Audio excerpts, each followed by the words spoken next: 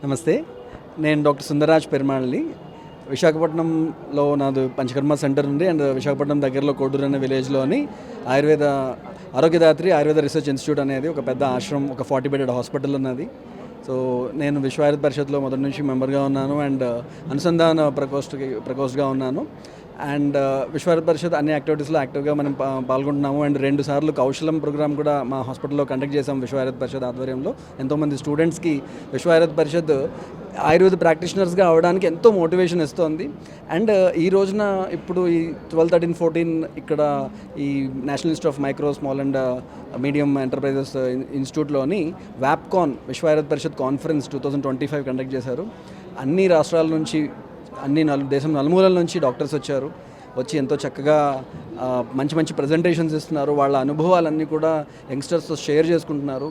And కొంతమంది doctors literally చాలా most difficult కేసెస్ని videos చేసి అవి ఎంత బాగా ఆయుర్వేదిక్ ట్రీట్మెంట్ ద్వారా తగ్గించారో చూపిస్తుంటే అందరూ కూడా చప్పట్లు కొడుతూ ఆయుర్వేదం ద్వారా ఇంత చక్కటి ట్రీట్మెంట్, ఇంత చక్కటి రిజల్ట్స్ వస్తున్నాయి అని యంగ్స్టర్స్ తెలుసుకొని ఇన్స్పైర్ అయ్యి వాళ్ళందరూ కూడా మంచి ఆయుర్వేదిక్ ప్రాక్టీషనర్స్ అవ్వాలని కోరుకునేలాగా అంత బాగా ఈ సెషన్ అనేది ఇన్స్పైర్ చేస్తుంది.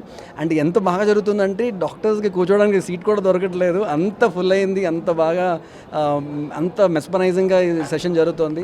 విశ్వ ఆయుర్వేద పరిషత్ ఏ కార్యక్రమం చేసినా కూడా వండర్ఫుల్గా చేస్తుందని చెప్పడానికి ఇదే తార్కాణము.